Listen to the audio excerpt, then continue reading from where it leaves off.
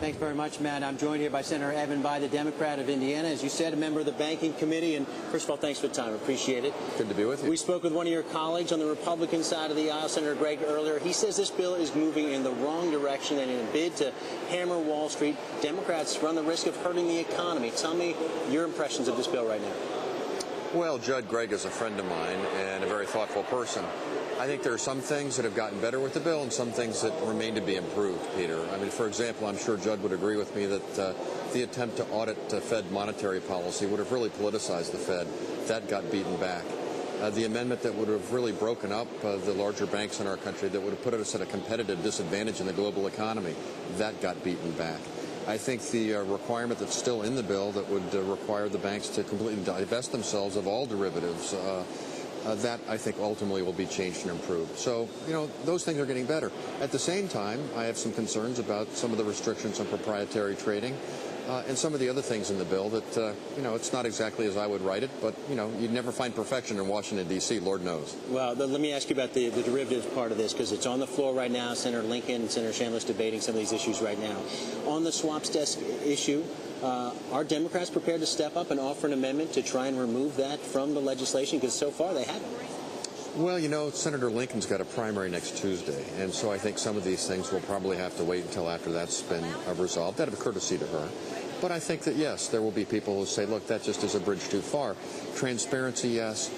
Making sure that there is some capital involved so that these trades are more stable and secure, yes. But a complete divestiture, that really would run the risk of actually making it more opaque rather than transparent and driving the business offshore, so we'd lose jobs and tax revenue. And with the economy as weak as it is right now, we don't need that. Can I put you on the spot? Is Evan Bayh prepared to offer that amendment? Because in this anti-Wall Street environment, any lawmaker who tries to look like they're helping out Wall Street runs a political risk right now. You're not running for re-election. Well, as you know, whether it's me or someone else, I think an amendment like that will be offered, Peter. And the reason I'm confident is the administration has some of these same concerns.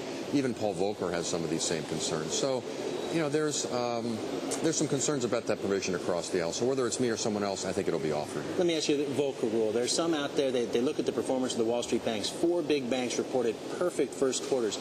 Their trading businesses didn't lose money on a single day in the first quarter. Some are saying that's exactly why we need to put the Volcker rule in place. What do you make of that argument? Too much success is a good thing? Is that what they're arguing? Well, look, Paul makes some good points about that. My concern is that we really haven't studied that issue very much. He came and testified one time before the Banking Committee. There really was no in-depth analysis of it. That's why I favored the original language, which would have said, look, let's have a study to see what the competitive results are. Let's see how exactly this is going to work, and then go forward and empower the SEC to promulgate rules after we learn the facts. Instead, they're taking a ready, fire, aim approach to the thing. So that's why I have some qualms with some aspects of that. At the end of the day, do you think this is a piece of legislation? Besides, I thought the problem with proprietary trading was not that the banks were going to do too well, but they were afraid that they would actually create systemic risk because they do so poorly. Let me ask you this finally, just as you look at this bill right now, as it's currently constructed and assuming some of the changes you hope might be made to it, is this something that's going to be able to prevent another financial crisis?